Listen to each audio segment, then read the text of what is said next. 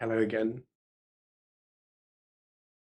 So, before we start, let's just try to set our motivation, um, and again, work on the idea of that our interests are aligned. We want to do what we can to benefit all beings, um,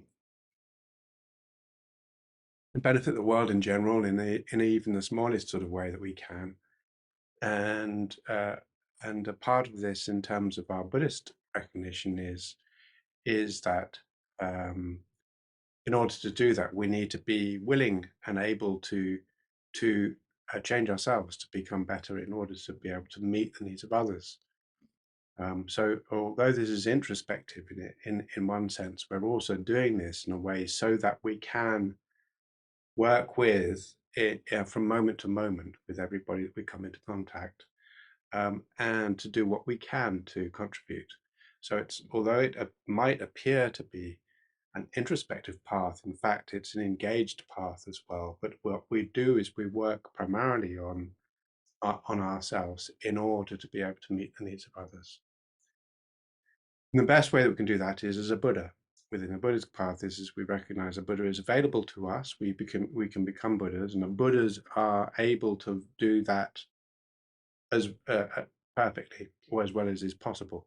So, in a sense, that's, if you like, our aspiration is to become Buddha to benefit all beings, um, and to use the opportunity of this talk uh, to think about what's being said, um, not necessarily to accept it, but to try and sustain an open mind such that we can, hopefully, we can find something within it that informs us about how best um, to work on ourselves to benefit all beings. So last week, oh, well, in brief, before let's um, actually carry on. Let's consider where we currently are. So where we currently are is we've traveled from recognizing um, the huge benefit of being alive in a human body, um, with the opportunity to practice and the opportunity for us to be able to change our minds, or to work on ourselves. But likewise, with the sting that this time we have is short, and death is around the corner for us. So with that in mind, we need to think about saying, well, what can we do that actually reaches out beyond us and our own needs, and helps the world in a bigger picture. So we think about the suffering of others, the suffering of animals, and especially, and possibly other realms. And we consider also karma in terms of the consequences of our actions and the consequences of our actions, such that even a small action can have a very large change. So within this, then what we begin to do is to develop an idea of an ethical framework based on non-harm, in terms of meeting the needs of others, in terms of developing a reduction in fury and anger, and then leading us into a much calmer, much more stable and able mind, a generous mind of loving kindness. From that, then we went into this primarily gave us both the foundation and the base of what I call the pyramid of Lam Rim. And then from that, then we look at the main body of Lam Rim, and we introduced that within that at the idea of saying that while we are bound in this cycle of rebirth, or this continual condition, there is really no escape. We remain like Sisyphus in the real, in terms of the fact that we are continually pushing the burden of suffering, and of our own suffering and the suffering of others, forever up a mountain, and there is no escape from it. And this was considered to be the case until Buddha, the historic Buddha, came and found a solution, and this is what we're interested in. So within that particular aspect, what he first taught were the Four Noble Truths, and the truth of suffering, and then the truth of the origin of suffering, and then the truth of the cessation of suffering, the stopping of suffering completely, and the path to the cessation of suffering. So last week, what we did was we covered primarily, the previous weeks, we covered primarily the truth of suffering, and especially pervasive suffering, which is this fact that while we are in samsara, while we have a wrong view, a mind that is mistaken in terms of the way in which we perceive or experience the world, even when we try to do good things, or we do beneficial things, or even when we see something that would provide pleasure or pain, our response is enmeshed within this wrong view, and therefore there is just a continuation of suffering and the cause of suffering. So therefore, even when we're having happy moments, because or which appear to be free of suffering, in the end, Je Rinpoche describes them as being a boil that we're currently not looking after, or not having aggravated pain against, but is still there. And that's because while we are having joyous moments, joyful moments, there's a tendency for our mind to develop attachment. So this attachment is like conditioning, like Pavlov dogs, who, when the bell rang, the dog salivated after they'd been conditioned to the idea that when there was food available, a bell would ring. And this likewise, this sort of idea of conditioning is such that we associate a whole bunch of things with happy experiences, to the point that actually when we see an opportunity for those experiences, we then move towards them. And that therefore begins to bind us into some sort of unconscious response, very deep unconscious response, which essentially is based upon the idea of um, I, I am here, that's there, and I need to eat. So this is some of the aspects of these, or I need this pleasure, or that's a cause of suffering to me, therefore I need to avoid it. So these aspects here primarily, what we're now looking at is how this works. These are called the afflictions. The afflictions here, affliction means suffering, or that causes suffering, and in the dictionary. And what we're looking primarily at in terms of this is the experience of suffering. So the experience of suffering primarily is what we're relating to. And the cause of the experience of suffering is seen within the Buddhist context to be a mental cause rather than the external cause. So the external cause is like a stimulus, and that might cause pain, or sense pain or sense pleasure. But the point about it is that our response to that experience is something that we can do something about. So we're looking primarily at trying to modify our experiences in a way which doesn't leave us conditioned into a way which then provides us with stimulus to engage in negative activities or self-centered activities. So the point about this is that these emotions are very, very deep indeed. So aspects of things like fear, or phobia, leads to phobias, and likewise causes of objects of pain that we recognize as being causing us pain, and they create these very, very deep aversions. So what we're trying to work on is actually trying to begin to chip at and work on recognizing the distinction between stimulus and our experience, or our relationship with that stimulus.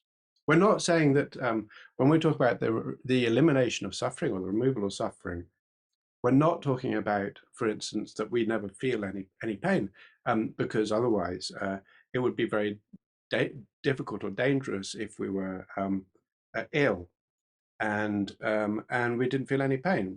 So pain serves a purpose. We would need to have some special protection if we put our hand in the fire and we didn't feel any response, stimulus. So we need to have this stimulus. It's very useful for us. But the point about that is to recognize the benefits of pain in these senses, and also not something that we would want to have. Pain, by definition, in this case, is what we do not want.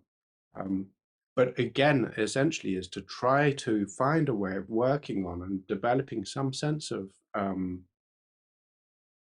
not necessarily control, but acceptance and recognition of how our mind works in these states. So the afflictions are specifically the afflictions, those that cause suffering, as said, those experiences that cause suffering are in terms of the way in which we respond to stimulus. These are considered to be the cause of suffering, the origin of suffering. Well, that's not a surprise. So the afflictions particularly that we identified are not necessarily those that are recognized as afflictions within a Western or non-Buddhist context, but some of them are much more easy to recognize. For instance, hostility and attachment are two of the ones that we were just talking about. Again, one of the aspects of this is being inflexible in our mind, holding on to beliefs that we can't necessarily justify. And most important, some of these views which persist are definitely afflictive, such as, for instance, believing that impermanent flow-like objects, basically all phenomena, are continually always changing. They might not look like they're changing from moment to moment, but we know that heat is the movement of molecules, right? And so at a very subtle level, they are changing. They're changing continually, and they're beginning because of entropy, the law of entropy. They are decaying. They are subject to decay, and they will cease to be. And likewise, even with the human relationships, obviously that we die, but more to the point is our minds and our characteristics change over time. So this aspect is like, according to Heraclitus, the Greek philosopher, is where he said, you know, a person cannot ever step into the same river twice, um, because the next time the river will have changed and so will the person. So this idea, of course, is, I mean, it's slightly a joke, right? It's not to be taken because we completely understand, you know, I've been to Brighton many times and I've been in the water many times, and that's absolutely fine. So within the context of discussing whether or not I've been in the same river or in the same sea, it makes sense for us to say that. But within the context of recognizing the flow nature of objects, or the fact that they're continually changing, this transitory nature, it's important for us to see that we don't attach, we don't recognize that in our emotional level. So we have these problems, such as the fact that we find out that that the relationship that we might have with somebody isn't what it used to be, and it upsets us, or we feel disappointed by it, or we don't, or we feel fearful, antagonized, or we feel confused by these things. So there are many ways. What we find is that this mutability, this changeability, is something that we feel that we resist. Now, I think from what I remember, in terms of, for instance, as a baby, when we begin to develop consciousness in this life, what we begin to see is we have this idea that initially we've got no sense of persistence of objects once they leave our sensory sphere. So, for instance, if I see my mother in front of me and then she goes out of my sight or out of my hearing, then I do not know that she continues to exist. And then she comes back and it's like, oh, thank goodness she's back, you know, so that's all right. And initially, of course, I'm not really able to identify the distinction between me and my mother. But in terms of the way in which this is portrayed within Western psychology, the idea is normally put across that a baby um, um, uh, uh, um, begins to differentiate themselves from the mother when they're about 6 months old.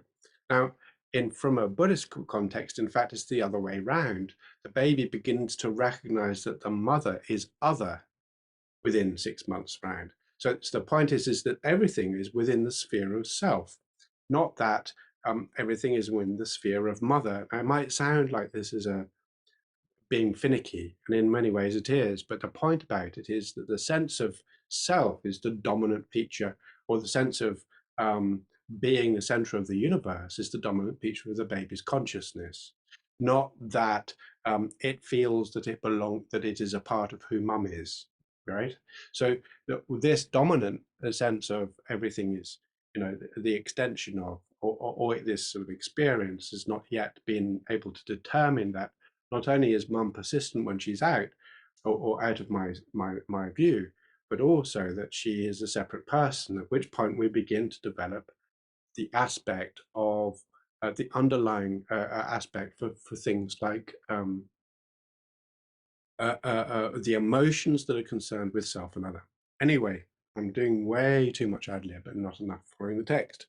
But what we'll see is that most of what I've been saying is in the text.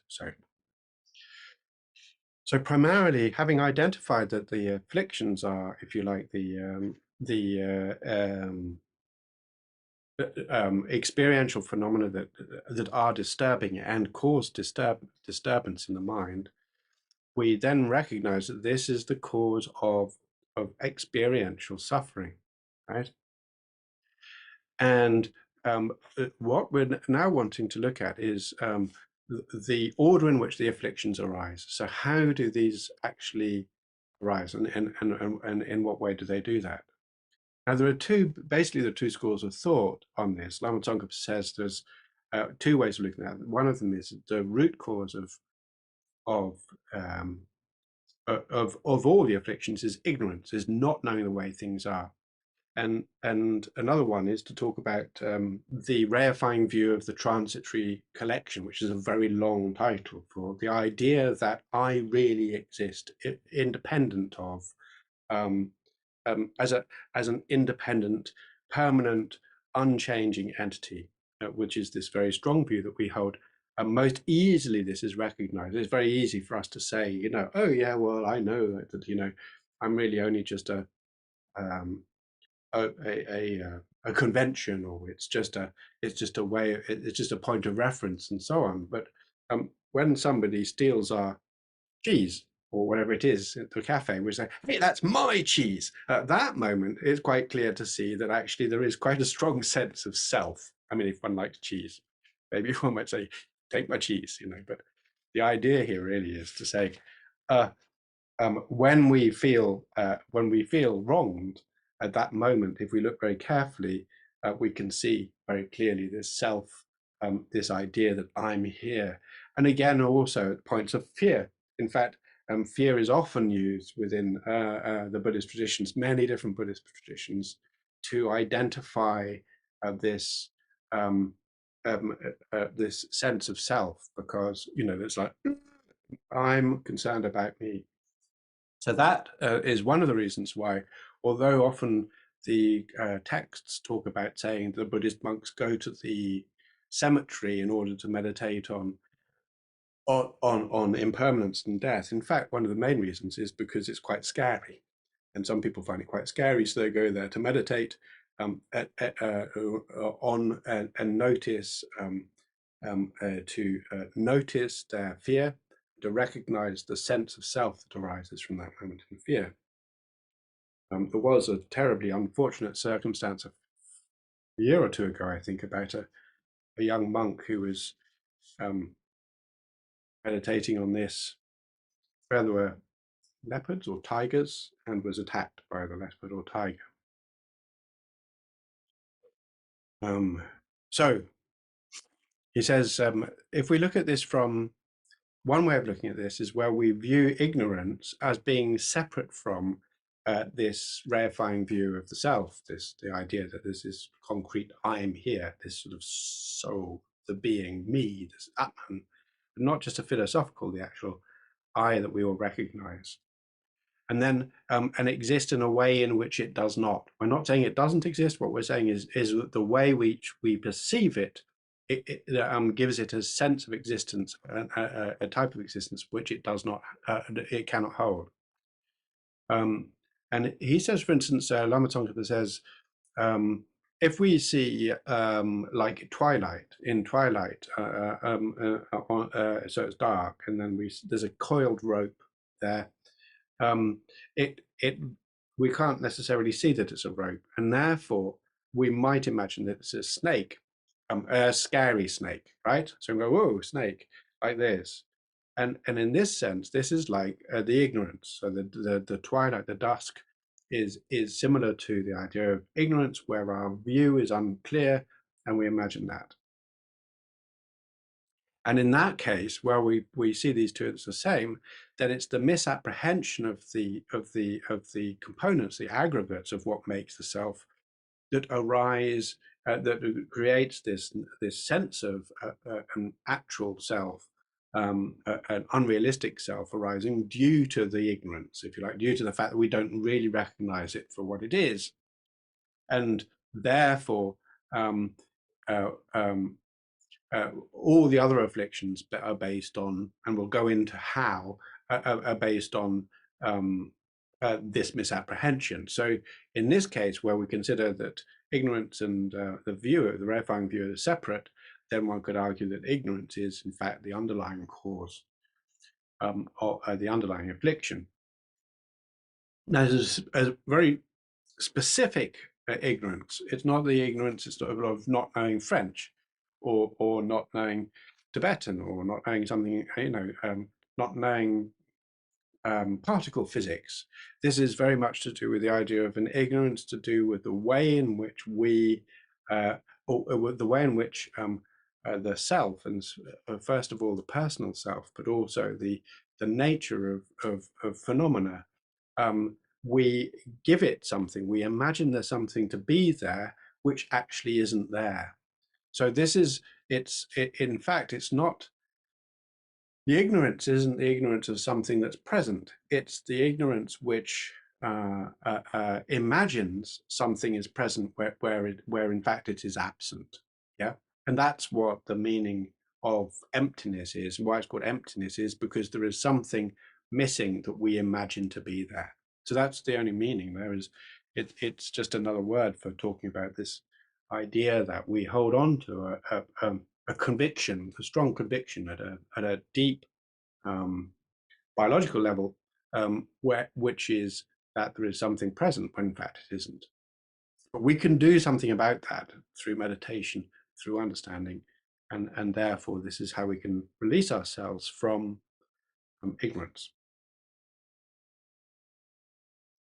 So he says, then also, if you hold that ignorance and the view of this, this view, this reifying view of perishing aggregates are identical, then it's the view itself which is the root of all the afflictions. Now let's explain why. So when we hold on to this idea of I am here, right? I am here. This is like the baby has this very strong sense of outrage or upset when anything goes out of its control, because it's like, the world is mine. I am the tyrant of this universe, not knowing any better, right? Not any sense of, this is all prelingual, but this is what very much is. So you can see this. In fact, it's quite easy to notice with a baby, for instance, if you have, especially before this understanding of persistence is yet to be established in the first few months, when the mother goes out of sight or out of visual sensual range of the the baby becomes anxious and fearful almost immediately, right? Because uh, uh, you know, in the case where there is actually a responding mother, because the primary caregiver is absolutely central to the baby's early happiness. So this anxiety there happens even this sense of happiness, this sort of sense of self then develops gradually, as we said, within the first few months, into a recognition between self and other. Yeah. So then what we recognize is I'm here, there's a persistence in the world, and there are other. So there's this sense of, first of all, self, then the beginning to recognize other. And this is absolutely relevant. We need to be able to make this distinction in order to make any sense of anything. But the point is that when we make that distinction, we then begin to add or imbue that with more than is necessary. And that's where the problem lies. And what happens is that this allows for us to become um, attached to that which we associate with ourselves, like our mother already is already there, and hostile toward that which belongs to others, or which threatens those things that belong to us. So when we're a baby or a young, then we can see this is that when if somebody comes along who is distracting my mother from giving her attention to me, there's a sense of outrage and not only that, do you not realize this person is evil? Can't you see how it's distracting you from me? You know, this sort of idea, which is that, you know, this is not right at all. And of course, we have this with siblings. So, you know, the sibling comes along, it's like, no, no, no, no, oh, no, no, no, no. You know, this idea of that's wrong. And I have I have several younger sisters, and there was this chain of sort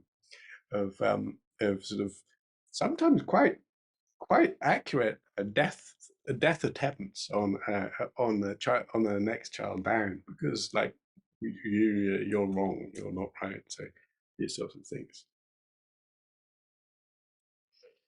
So this hostility and attachment, gross attachment, are very easy to recognize, and it persists. So it persists and develops, and we become possibly more used to it, more mature with it. But in the end, these basic underlying features remain. And also, in terms of our one of the aspects of this is in terms of the aspect of our sense of self, in terms of self-importance, and we imagine ourselves to be special. And again, if we look at children, younger children, but also adults, is there's often we find until sort of the hard reality comes crashing down, that I'm the princess, yeah, or I'm the superhero. And there's this idea of a sense, this inflation, this inflated sense of self and self-importance. And this again persists. Got to think for number one, I'm more important. And one could argue saying, well, in one sense, yes, of course, we need to be responsible for ourselves. We have to be able to look after ourselves as adults if we can. And again, there's this aspect where we want to make sure that the minimum that we can actually have some sort of responsibility for looking after our own needs. Um, but beyond that, in terms of um, therefore, I need to make sure that I'm getting everything I can. There's no basis to it, right? So again, in terms of aspects of responsibility, yeah, definitely. In terms of aspects of uh, importance, not so much.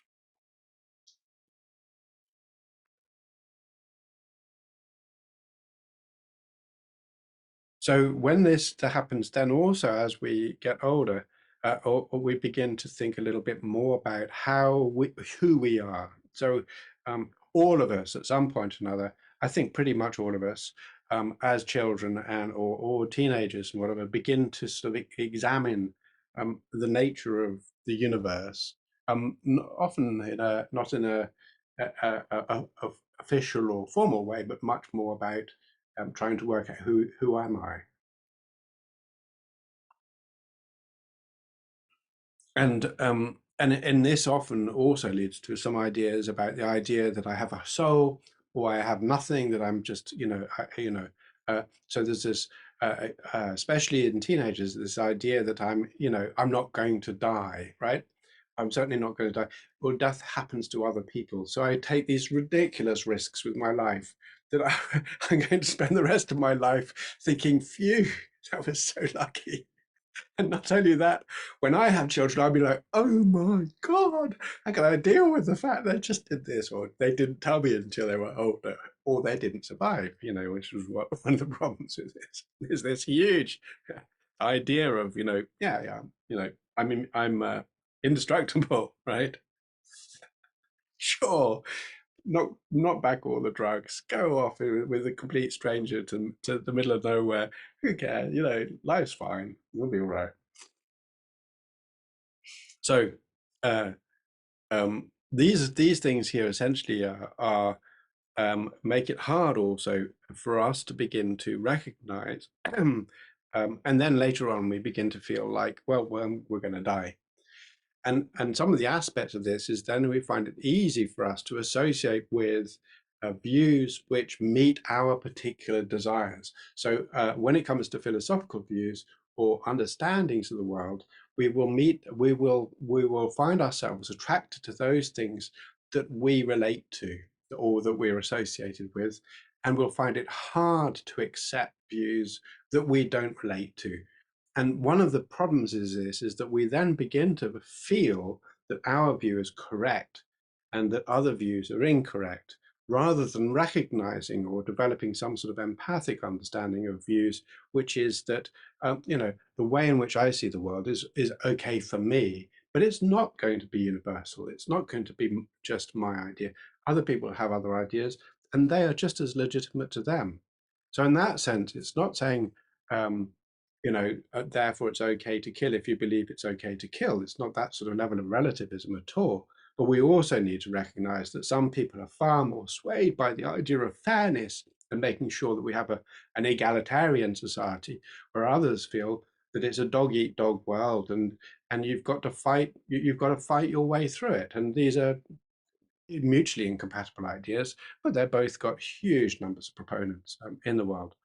And that's just to be recognized. So in this sense, what we see is a differentiation of viewpoints and views arising, and they tend to be those that meet our specific actions. Within that, some people find it particularly difficult, especially outside of a training, to recognize things like the consequence of one's actions. It's difficult to accept because in many ways it's a bitter pill to swallow. What it means is I have to be very careful with what I do in any given situation, and I have some sort of responsibility for that. And then again, also looking at my relationship to myself and to others, and not necessarily wanting to buy into the fact that things change. My mind changes. And still within modern, for instance, within modern therapy, there are lots of different ideas within therapy which are fantastic, but still many of them don't really accept the idea that we can change who we are. Now, there is some aspect of this which is absolutely relevant, which is that um, husbands and wives the world over all have some sort of idea that they can change the spouse. You know, well, it don't work that way. And yet, what we also find is it's pretty hard for us to change ourselves without training, without understanding, or without some sort of approach or formal approach to it. And this is one of the aspects of what the Lamrim offers. So yes, it requires a very, very, very strong focus, mental focus through meditation. And this really primarily is the main part which is not even necessarily recognized as being available to us. But secondly, these ideas of saying, if I'm able to sustain my vigilance, mindfulness, then in the moment I'm able to to um, to to address something. So we have these tipping points where we can plunge. We have a moment of choice where we can plunge one way or another way, like we're at the top of a mountain. And if we are able to meet that point at the tipping point, we can choose the less damaging and less destructive path. So because of that, once the path's set, there's very little we can do. We just have to ride it out, and everybody else has to ride it out with us. But we do actually have these moments, and these moments are available to us. And those are the moments where we no longer need to be a cork floating in the sea. We can actually, or we, or feeling like we're driving a car without any steering wheel, where there's just feels like there's no control. At these moments, there is an opportunity for control, just there, and so on. And that's what we're working on. So within that, there are some basic causes of the afflictions in terms of, especially in terms of aspect of wrong view and increasing our wrong view. One of them being this is taken from the Bodhisattva levels, Asanga. So one of them is the basis, which is this latent proclivity for the afflictions. And again, this is primarily to do with the way in which our minds are, or if you like, our brains are developed to lead ourselves to be able to make these differentiations early on, which are absolutely biologically necessary. But what is difficult about it is, while they are biologically necessary, and because biology takes the path of least resistance, it doesn't necessarily provide us with the information or the aspect of those relationships which provides us with a stronger clarity, and that is the problem about it. So, yeah, they're there, and also with the Buddhist context, if you like, we've had this previously in previous lives.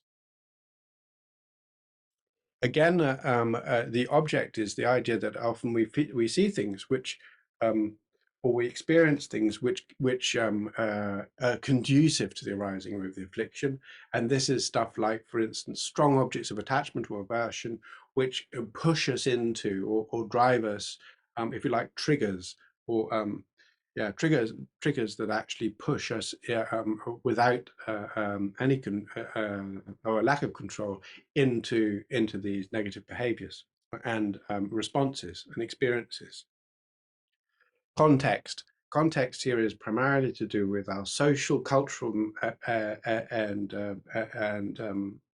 temporal context, where we're born, when we're born, what culture we're born into, not what just one culture or society, all the overlapping societies that my family or my extended family is involved in, and all the different cultures and microcultures and subcultures that I'm involved in or that I'm surrounded by, in terms of what I get on TV, what I find on the adverts, what's in the newspapers, what's being told, what's being just assumed to be correct from my parents, from my peers, from my friendship groups, from my schools, from the scientists, all of these, from the religious leaders, and so on. All of these provide different aspects of sometimes legitimizing afflictions, sometimes ignoring or not even recognizing afflictions, sometimes highlighting the importance of wealth, highlighting the importance of success, highlighting the importance of power,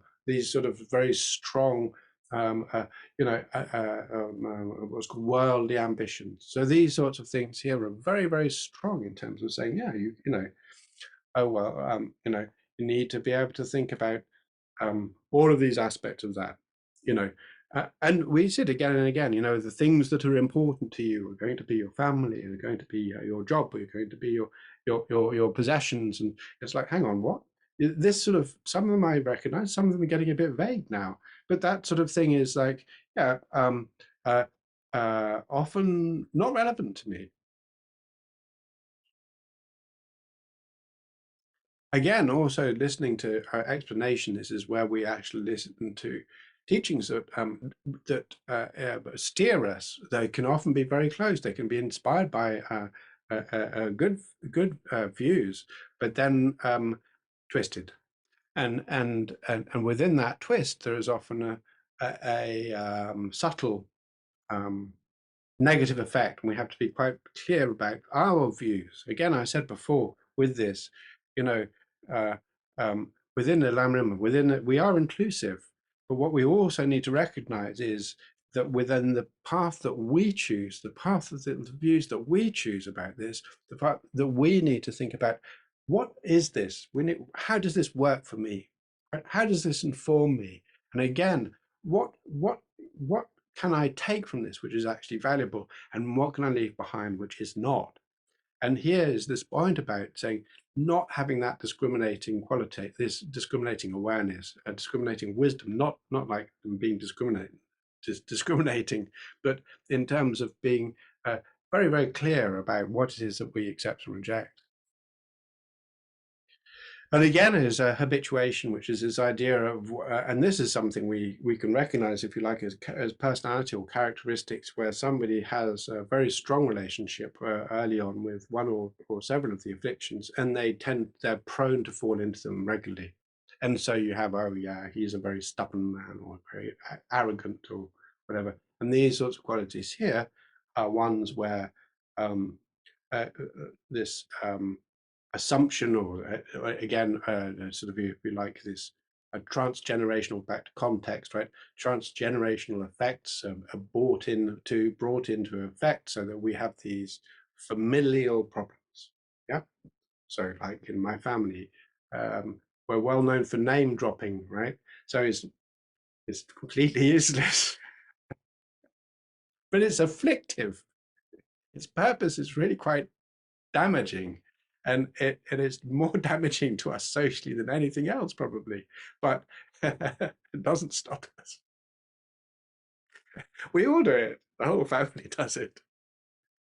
What can you do? Very strange. So these sorts of things, like habituation, context, right? These are trying to explain a little bit how these afflictions, these disturbing minds, right? So, that, and the motives of these are generally rubbish, right? It's normally to do with the fact we don't feel very good about ourselves, or whatever it happens to be, which is like, well, what's that about, right?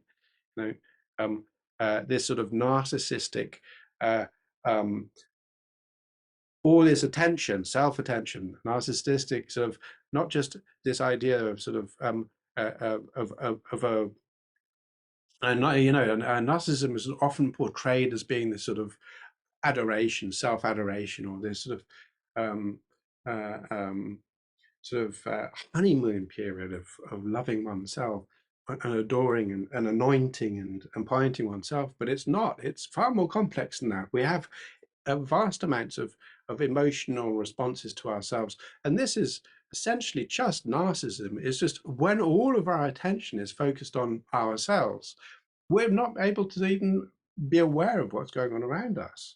And there's this aspect, which is, I remember somebody saying to me about, you know, um, how they need to dress up in order to walk down the street because they're worried about how everybody else is judging them, or this sort of thing. And but the truth of the matter is that everybody else is worrying about how they think of them, right? They're not even interested. They're not even aware of what it is that you're doing, unless, of course, it serves their need for against their peer group or whatever, in which case you've got the same sort of problem. So this lack of security, these aspects of security, are all based on this strong sense of self, this unrealistic sense of self. Yeah, this acquired sense. This it's just not what it is. So then the last of these six, again, specifically, is to do with um, attention, and this is really to do with the idea of, I think attention is not really the best translation here. Projection, I think, is a better way of looking at it. The way in which we project on things um, mistakenly, right? And this, again, is the idea primarily where he says, if we look at this within what are known as the four erroneous conceptions, and this is what he's talking about. So these four erroneous conceptions are the way in which we engage with phenomena, people, things, everything, ideas within samsara, within the normal world, where we project pleasure onto what or pleasantness onto what is actually unpleasant, um, perceives impermanent things as being permanent. Um, uh, um, Seeing painful things as pleasurable. Sorry, did I just say that? Well, anyway, and then seeing impure things as being pure, and imagining this concrete sense of independence, of independent existence, this essence. This is the, if you want, the self that we're talking about. when there is nothing there, right? So these particular things are absolutely relevant in terms of recognizing that these are what we project onto the world around us, onto not just visually, but mentally, emotionally. And there's this sort of thing, like it's hard to imagine, but when we see this little baby, it looks pure, right? It looks absolutely pure. It's tiny little fingers. It all looks completely perfect, but it's just, wait 20 years or 15 years and you'll see it's just another person.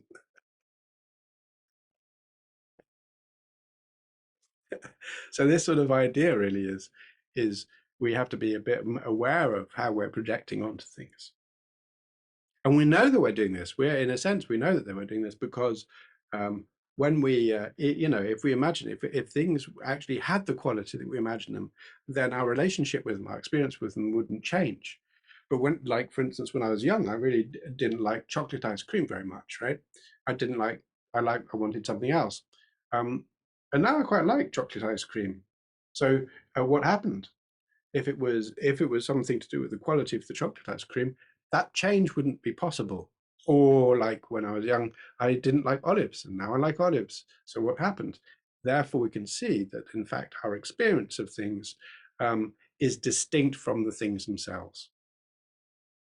I mean, maybe that doesn't sound like rocket science, but the way in which we behave is that the things actually have that nature, not that it's the experience that has that nature.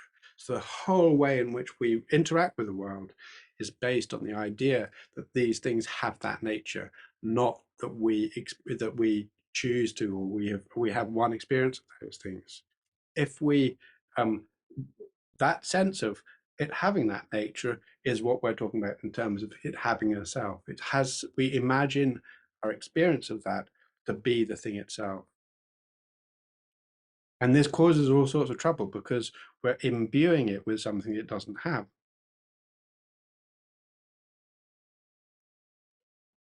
So then Rinpoche goes on to talk about the faults of the affliction. So this is where we're still on the subject here of the origin of suffering, the truth of the origin of suffering. This is the second noble truth.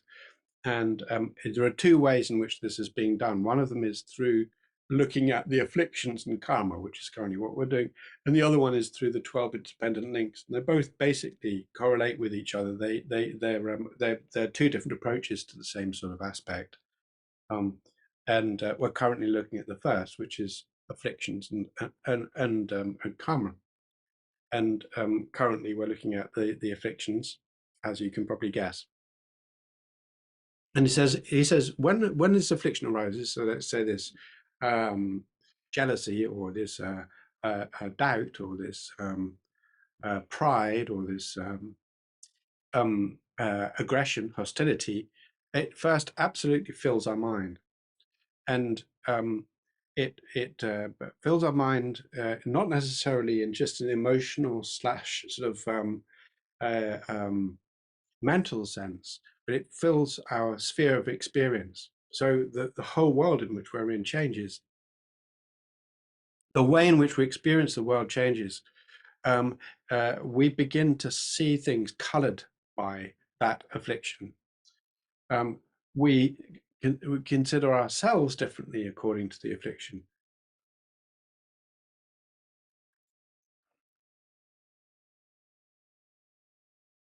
And of course, one of the aspects of this is that not only does it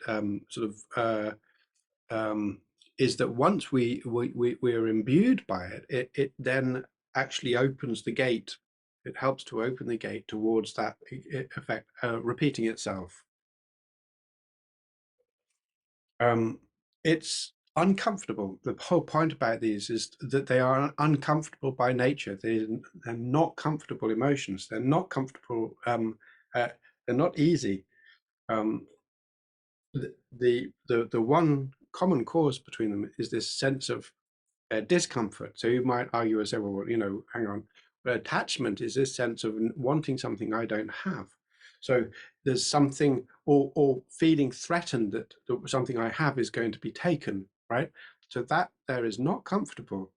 these aspects are ones where our mind is actually um, agitated by it. And it often, not always, but it often can lead to harm of ourselves or to others or both. And it also is a tendency for us to feel that there's an exception to the rule to be made. I need to do something about this. I've got to stop now. And at this point is when I start actually making mistakes, doing things which will have a long-term effect, right?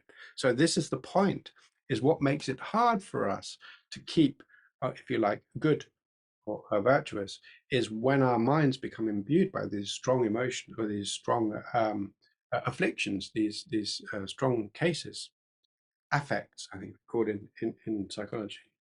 Sort of like emotions, but not just emotions, it's a mental experiences. Yeah. So there is always a sense of this sort of stress or anguish.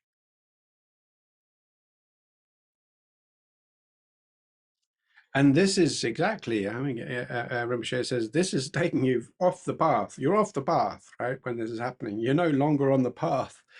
The qualities of your path are gone or dissipated. So we need to begin to start thinking about saying, okay, I need to really actually recognize when this arises, because that's that point where I can actually do something about it. Yeah.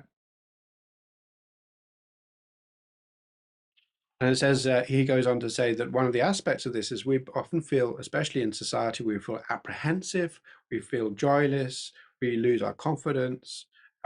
And if we allow our actions to take over, then we develop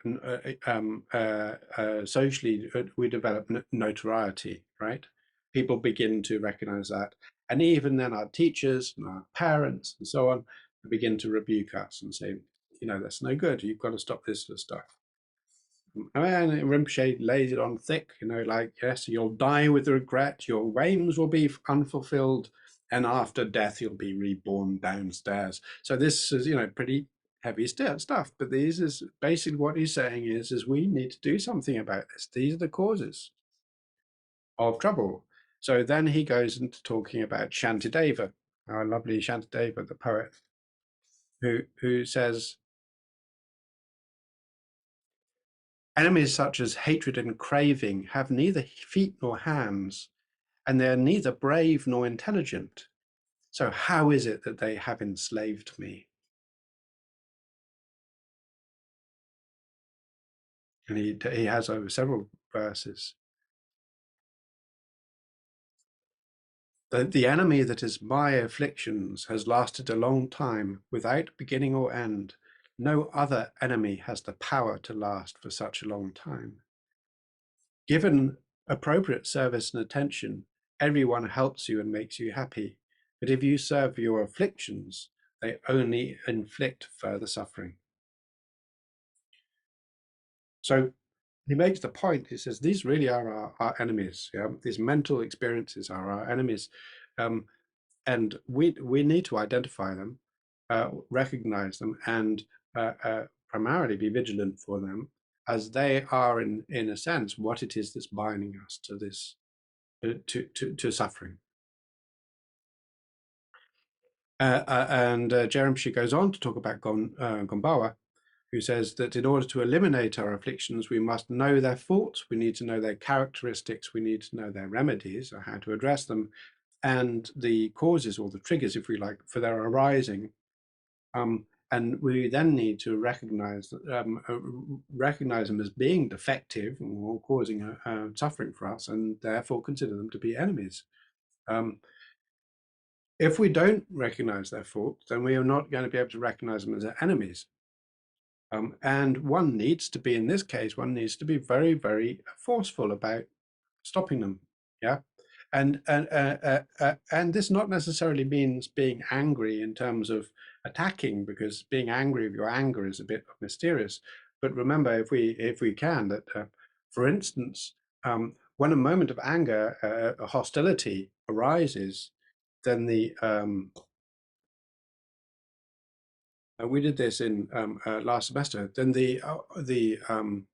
the remedy for hostility is loving kindness. If I can find loving kindness in towards somebody who I'm feeling hostile towards, then the hostility and the loving kindness can't coexist, because one of them is recognizing, empathizing, and wishing happy, and the other is wishing punishment and wishing damage and wishing harm. So they're two separate, unmergeable wishes or intents. So loving kindness is a direct opponent to hostility in this sense. And similar. So these sorts of things are like saying we need to be able to do this and apply them at the moment when we can. Pema Gyaltsen Rinpoche, one of our teachers at Lam Rim, said, he said this is like an avalanche. If you catch it at the top, it's just a snowball. It's very, very easy to small. It's just a small snowball. You can easily stop it. He said, but very quickly, there's nothing you can do. Doesn't matter how experienced you are. There's nothing you can do. So this is, he said, primarily then, he said, we need to keep this sort of idea of vigilance and recognize it and say, oh yes, that's this. Now it has arisen, and then work on it. Okay, so that's primarily something on the afflictions and the afflictions as causes of suffering, and then we're then going on to look briefly at karma again. So this is karma.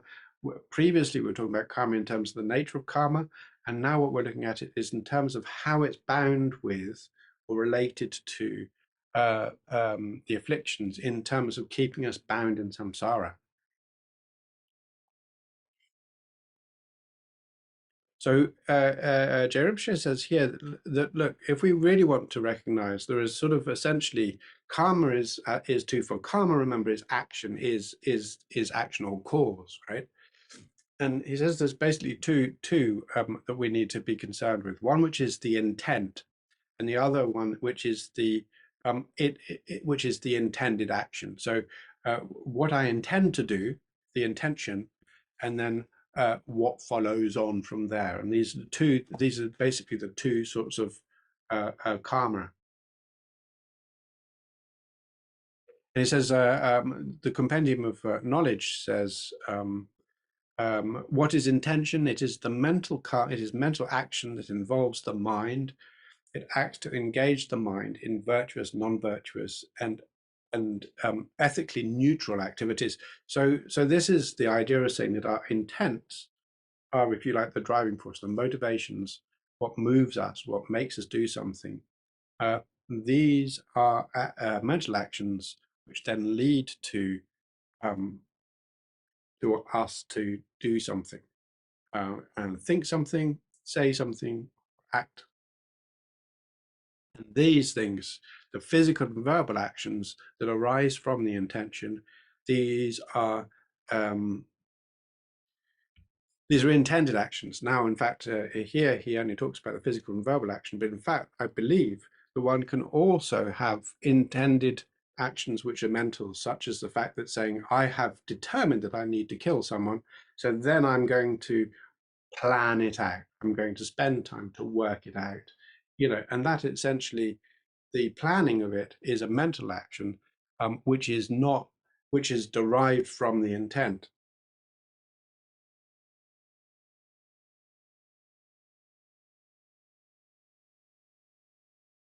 So Je Rinpoche then says, essentially there are three types of karma, which we've talked about before, is the virtuous, non-virtuous, and ethically neutral. Virtuous karma is that which is a cause of happiness. Non-virtuous karma is a cause of misery, and so on, right? And he says there's also neutral, which is it's neither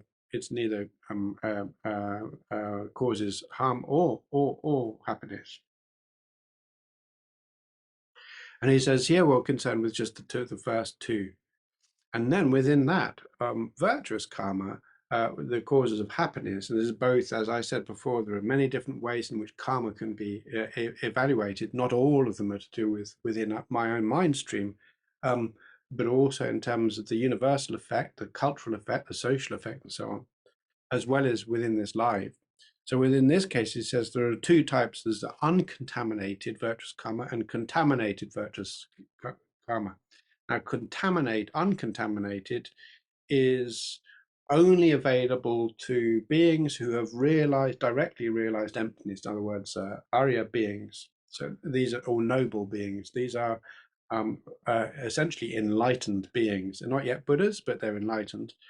And their actions, they have one of the qualities is uncontaminated karma. So a Buddha, all actions are uncontaminated.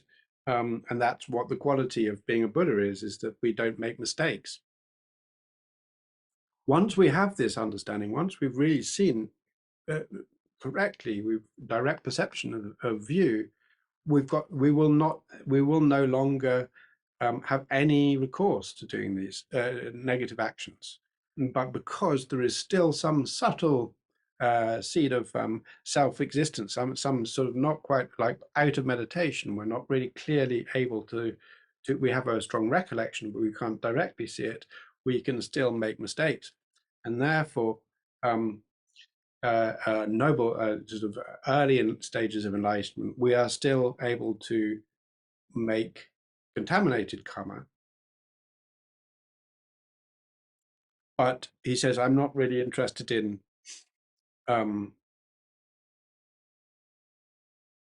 uncontaminated karma here. I'm interested in contaminated karma, and let's talk about ordinary people, because that's what we all are. So he said, rather than getting philosophical about what's going to happen later on when you manage to achieve enlightenment, let's work with what we've got right now, which is not that, right? And he then uses the word, this is a bit bit scholarly, but he says non-virtuous karma is karma that is non-meritorious. Merit is the word he's using here. Merit is that which brings happiness or happy experiences. Meritorious karma is virtuous karma that in the minds of beings of the desire realm. Now, okay, so this is again, we're going into different realms of existence. We live in, everything we know of is in the desire realm. It doesn't mean we're all filled with desire. It means that we're not, we don't exist in some sphere of existence or universe where everybody is in a state of permanent, perfect meditation, right?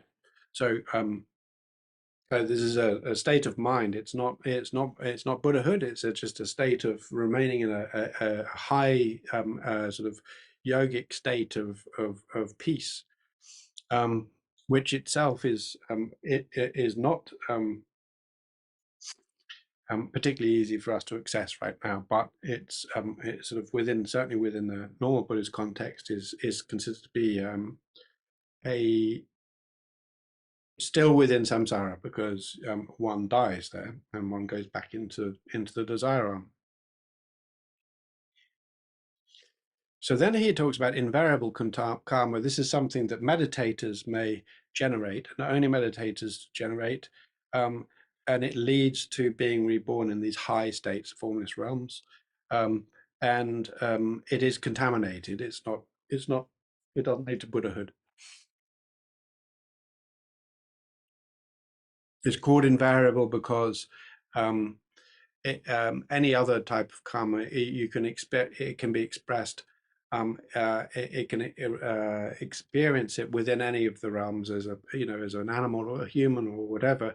But this invariable can only result. It can only be ripened within the form realm or the formless realm.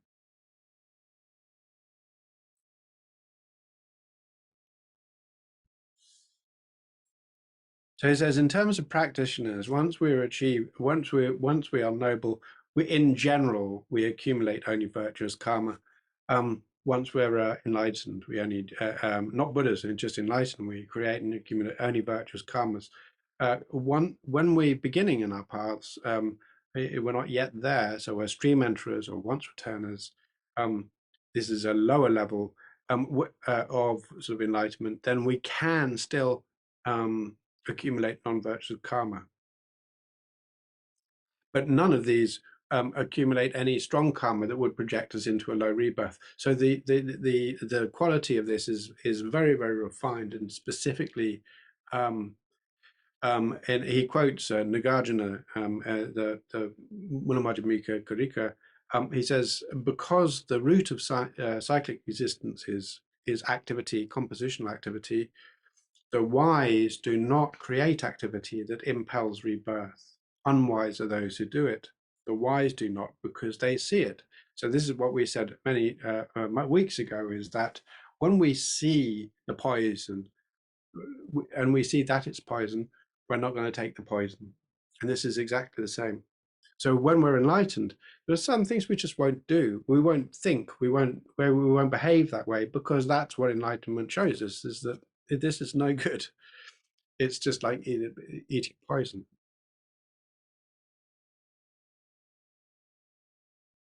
So therefore, he says, we have this point, which is that as we are influenced by the conception, the false conception of self, the overlay, this perceptive overlay of the idea of a self, which is not realistic, we will continue to accumulate karma that will impel us, keep us tied into the cycle of existence.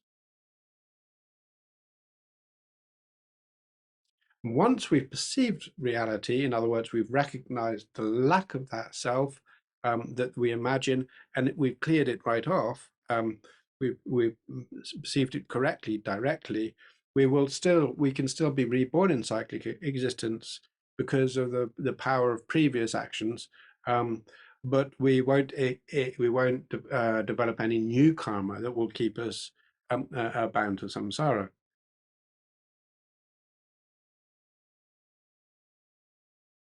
He says, hence, every ordinary person, no matter how well we're doing in our practice, we are continuing to create karma, which will keep us tied to samsara.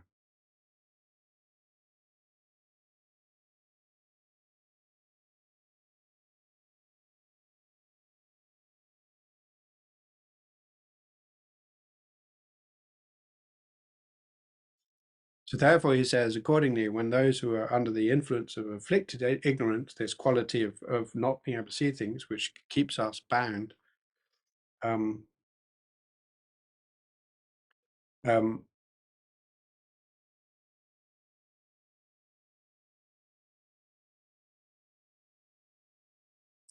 that not only do the accumulate non-meritorious karma, but also that karma is colored by this sense of self, um, which deepens and keeps us more bound into samsara as well.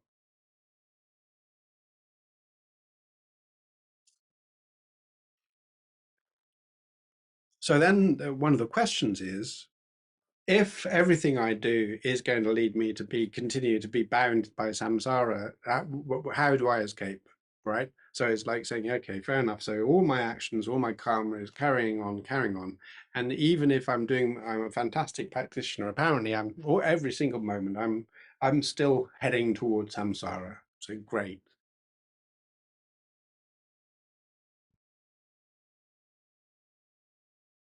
And he says, in general, when we're on these early paths, when we're practitioners, then we find that actually we do continue to accumulate this ordinary karma that has this, because we've not yet seen correctly.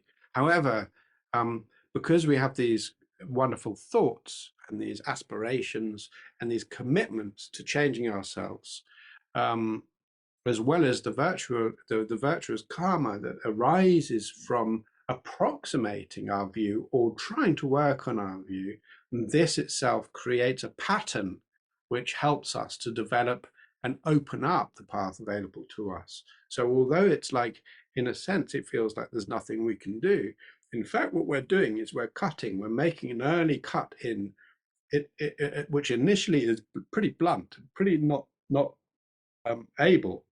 As we carry on, we'll be getting more and more experienced at being able to cut the root, until we find ourselves experienced enough and able enough to actually make the difference.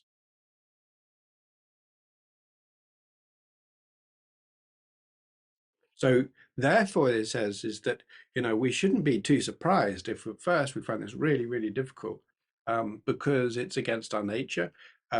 It doesn't seem to be. We don't feel able to do it. We don't feel that this is the time to do it. We don't feel that it's possible to do it. There are all sorts of things that we put in our way, and it's like saying, but essentially, this when we develop our meditation, we develop our understanding, we can begin to make a difference.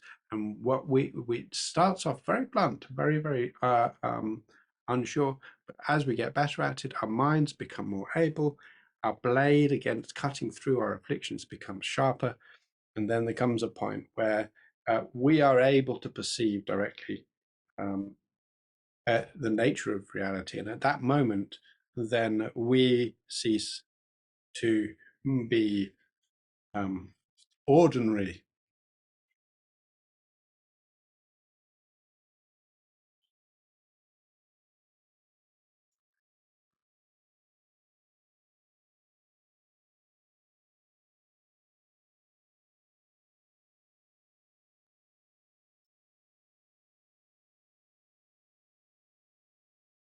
So he says, as Sangha says, that after a careful reflection of the faults of samsara, we need to develop this sense of disgust that can motivate us into doing virtuous action. And likewise, this is sort of a recognition of the pains of samsara leads to this compassion, great compassion that we need for bodhisattvahood. So again, um, um, what we're doing is we're beginning to walk the path, and then our approximation of understanding things becomes more and more and more refined. And so one of the aspects of this is normally when we look at something, um, uh, uh, if it's incorrect, when we look at it, it begins to dissemble. It becomes less and less clear what it is. It becomes more and more confusing.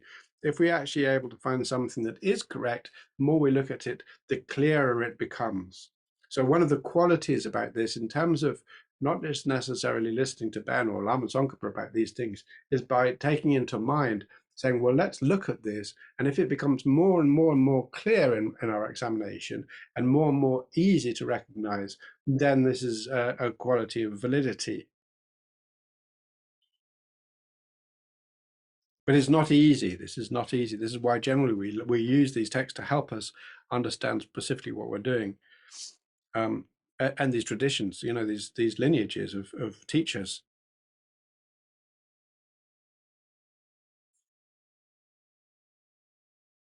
So how are we doing on time?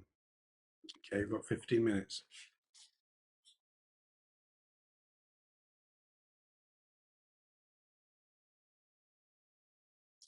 So then he says, okay, well, this is probably enough just to talk about in terms of karma and afflictions, karma and afflictions being the two causes of samsara. But then how are we reborn? How are we closed loop? How are we actually um, uh, kept bound? And there's a whole not chapter, a page on causes of death, which I think for just the sake of brevity, while there might be 9 causes and conditions for premature death listed in the sutras, like overeating and so on, so on, so on, I think we can probably skip this in terms of the detail here. But if you want to, then there's it's very easy to find the various different causes of death. And essentially, one of the aspects of this, which is important, is essentially that karma does not necessarily dictate it does not dictate everything that you experience in your life. So yes, you can die accidental death, or you can be killed, and this is not necessarily determined by your karma. One of the causes of death here, it says, is engaging in sexual intercourse. I don't know, but maybe that's unknown to me, but that's a cause of death. I must be doing it wrong or right, I don't know. So then very briefly, there's a thing about how we die, the moment of death, and the benefits of virtuous actions in our lives regarding the mind of death, the time of death. So one of the aspects of this is that if we've led a good life, and we've kept strongly virtuous in our lives, we will find death far less aggravating. I've seen this, yeah, and I've seen it with relatives and friends and teachers. So this is there's not necessarily, even if there's something severely wrong, such as cancer, the attitude and the experiences of somebody who's actually really worked hard to be good makes a huge difference in terms of their ability to respond to the event of dying.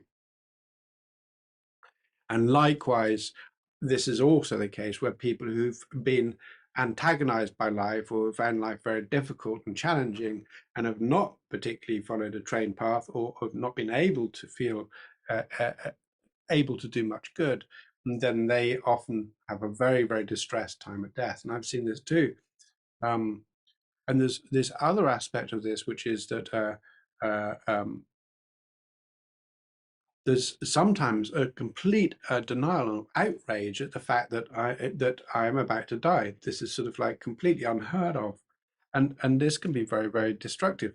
Now, it has to be said that just because I've been virtuous or just because I've been non-virtuous doesn't mean that everybody who is virtuous always has an easy time at death. And likewise, it doesn't mean that if you've been non-virtuous, you will have a hard time at death. This is a general case. There are times when the suffering is intense, regardless of of how well you've lived your life.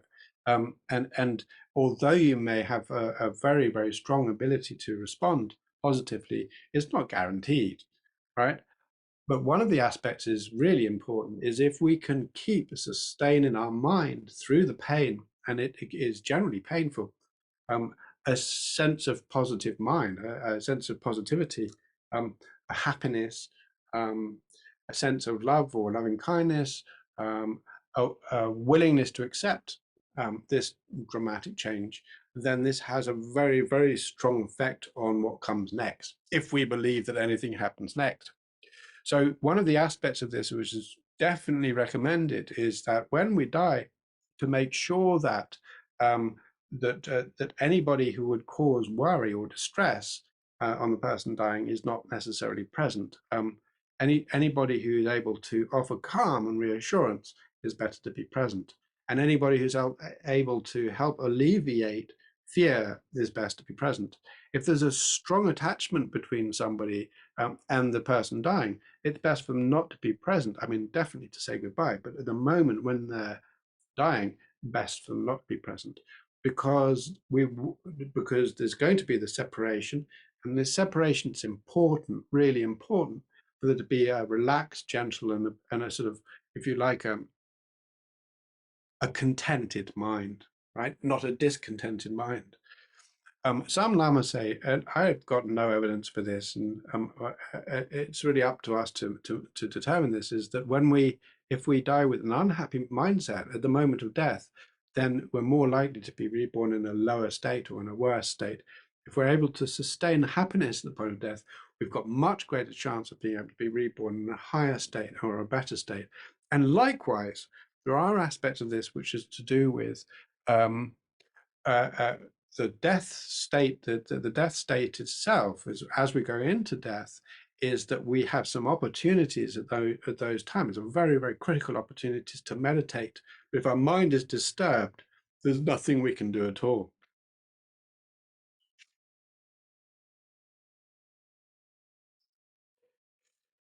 So then Rinpoche goes into, and this is often now taught from the context of the Highest Yoga Tantras, but in fact here he's just done something that's primarily from Sutra, and um, uh, uh, uh, what he said, because the highest yoga tantra, the whole dying and rebirth process is very important to the practice.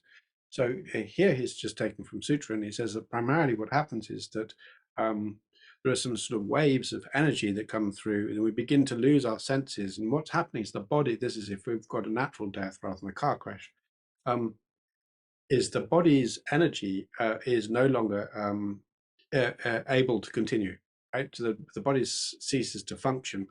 And as it ceases to function, the amount of energy available in terms of, if you like, cerebral energy, in terms of nerve action, begins to diminish. And as it diminishes, what happens is we see various different parts of our consciousness shut down. And aspects of this primarily are to do with things like vision, hearing, and so on. They begin to shut down, sense of space, and so on.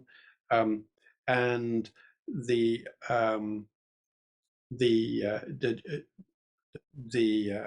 coarse consciousness, so the cognitive areas of the mind begin to shut down, and then that leads to a sort of a more subtle consciousness, like dream state, and then into a deep, like a deep sleep state. So most people are, at this point, are completely unconscious, and then this ends up in a death state.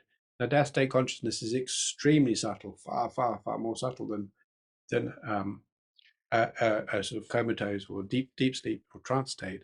And then at that point, then there's no more connection left between the mind and the body. So the mind and the body separates. Now, there are different viewpoints about what happens next. And everybody agrees within Buddhism, agrees that there is rebirth. But there is a very strong idea, especially within Tibetan Buddhism, of the bardo, where one actually is arises in a bardo body, and a bardo just means in between state, and then this almost immediately at the point of death, one arises as a bardo body and shows very little interest in what's going on around one, and begins to move around until one is able to find a suitable place of rebirth. There are lots of texts available on this, and there's, for instance, Lati Rinpoche wrote a book called Death, Intermediate State and Rebirth in Tibetan Buddhism, which is a book on this subject, and is far better, if you're interested in this, to look at what the book has to say. But in brief, essentially, this is one aspect of the way in which, if you like, Orthodox Buddhism says happens at the point of death. My point of view is slightly different, not because I feel that I've got some sort of ownership of experience here, but because I don't think it doesn't inform me very much. And so I've talked with Geshe about this, and he said it's fine. Essentially, there's an aspect which is where, in fact, at the point of death, there is no, the death consciousness completely dissipates. So the consciousness completely dissipates, but the energy, the basis of what makes, currently Ben reappear in a life, is because the energy, sort of the whirl of karma and contribution or involvement in samsara, is still present.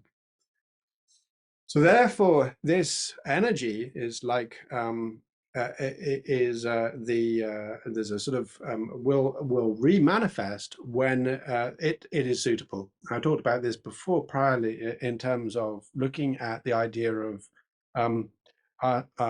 our lives being like whirlpools. And when the summer comes and the whirlpool dries up, the pond dries up, the whirlpool vanishes. But when the rains come, the winter comes, the whirlpool appears again. It's the same whirlpool, it works the same way and everything.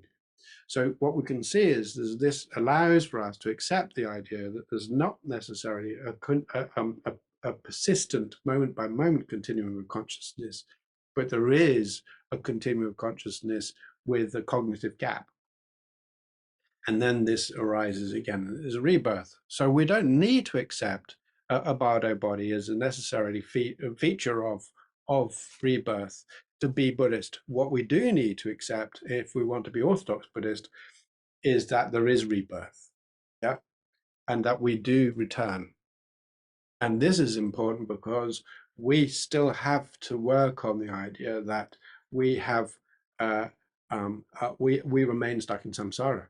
On the other hand, if we're, as I said before, if we are we're walking the bodhisattva path, where we're recognizing the importance of all sentient beings above and beyond ourselves, then even this is not strictly necessary, because one's interest is completely based upon the universe, or the living universe, rather than the self, or the current mind, and therefore everything that we do is done on behalf of all beings. It doesn't matter where we get on the path. What we need to do is to still continue to work on the path. So for that, it does mean that certain practices, such as Hayasaka Tantra, are not available to us without accepting rebirth. But in terms of being good and being able to establish good, we can still do that. So, as I said, it's better to be open-minded for the best, if we or to accept it or choose to accept it. But on the other hand, if not, then to have a universal attitude of loving kindness to all, and a sense of responsibility to all beings. And it is time.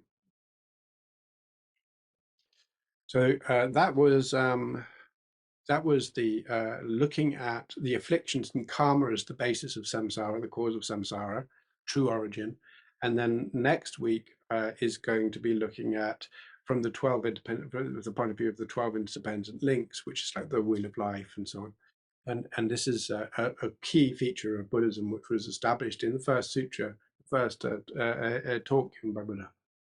Okay, so now let's dedicate any merit, anything, any any value that we've managed to gather from listening to Ben yada on, and uh,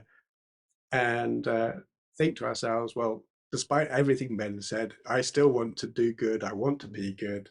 I feel that it's valuable to do that, and to do my best to work towards the benefit of all sentient beings. So any benefit may go towards that purpose. And then let's just for a moment give ourselves a chance to sit and relax in our mind, and to consider a loving kindness to all beings without exception.